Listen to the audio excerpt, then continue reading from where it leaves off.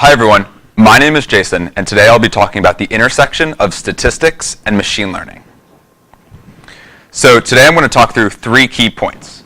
First, regression, a statistical method, mirrors machine learning technology. Second, machine learning advancements have improved prediction accuracy in statistical methods. And finally, that improved prediction accuracy may come at the cost of inference. What is statistics? Tom Mitchell from Carnegie Mellon says, statistics asks what can be inferred from data plus a set of modeling assumptions and with what reliability. So as you all know, yesterday I went around and gathered everyone's height and weight data.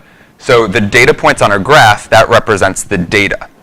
And the assumption might be that this relationship, weight and height, in reality is described by a linear association. And so we should fit a linear model. We would then create our model, that our line of best fit, and our error would be the distance between our actual line and the data points we have, those residuals or those vertical distances. So what is machine learning? A computer is said to learn from experience E with respect to task T and performance measure P if performance at task T measured by P improves with experience E, as we know from our CS Saturday. So when we think about statistics, the experience is data analysis, the task is model construction, creating that line of best fit. Our performance measure is the error optimization, getting the sum of all those errors to be as small as possible. And we see that model accuracy improves with additional data, suggesting that regression does in fact mirror machine learning techniques. Another way to think about regression as machine learning is here we have our data on our graph. But another way to visualize that data is with matrices. In this case, the Y, the data points, would be our weights, and the X, the inputs or predictors, would be our heights. We could then use matrice computation. For the sake of time, we'll kind of breeze through the math, but B is our intercept and M is our slope. And for a given intercept and slope, we would have a sum of squared error. We'd have a measure of error.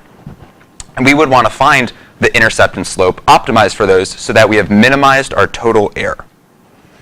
To quote Jason Brownlee, linear regression was developed in the field of statistics and is studied as a model for understanding the relationship between input and output numerical variables, but has been borrowed by machine learning. It is both a statistical algorithm and a machine learning algorithm, and that is consistent with the current literature. One last extension of this regression is we can go beyond just one predictor or one input. We could have multiple inputs. So to estimate your weight, we could look at height, we could look at activity level, other things, and combine all of that into our regression.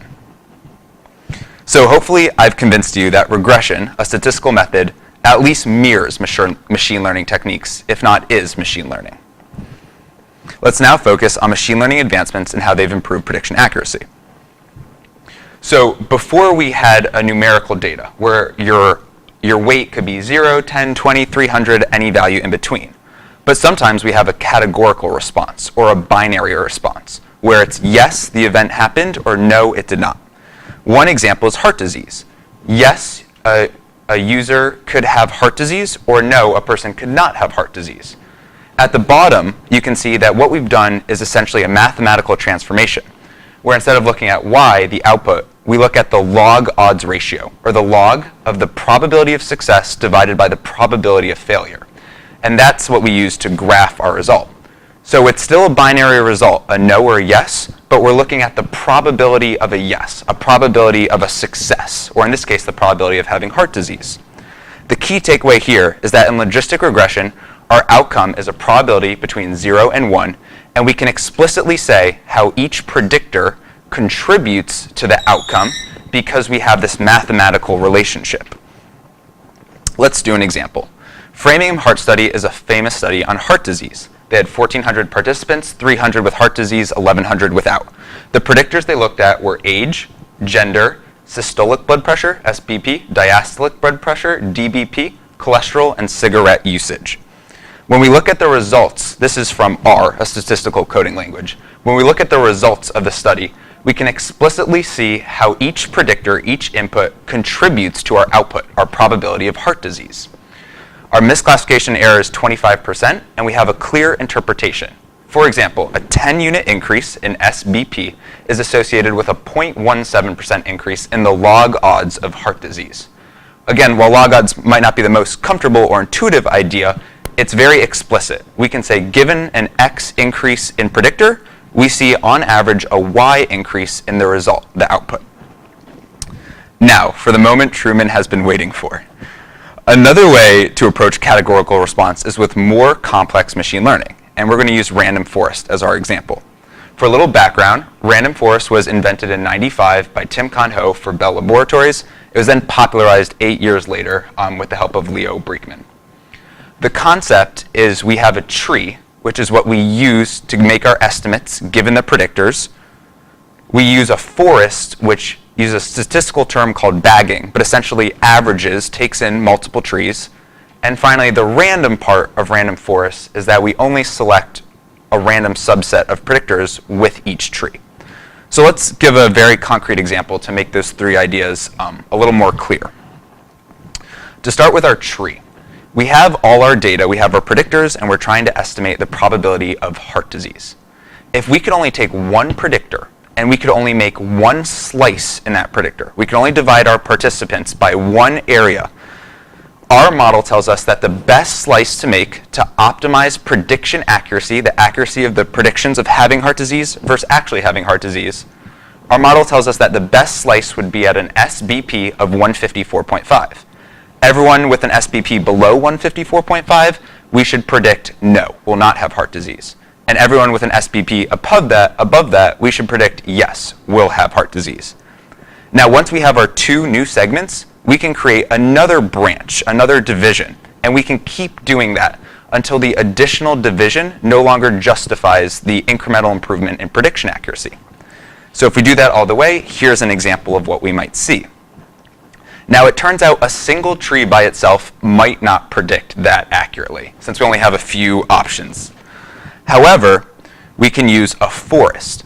A forest uses bagging, and bagging essentially says, let's make a whole bunch of trees and let's average the results. And those results will be much more accurate. And as we see, if we look at error, while the error for one tree is pretty high, it quickly falls off as we get more and more trees. And by 200, or for sure 500, that error levels off. So that is the forest in random forest. Now, where does the random come in?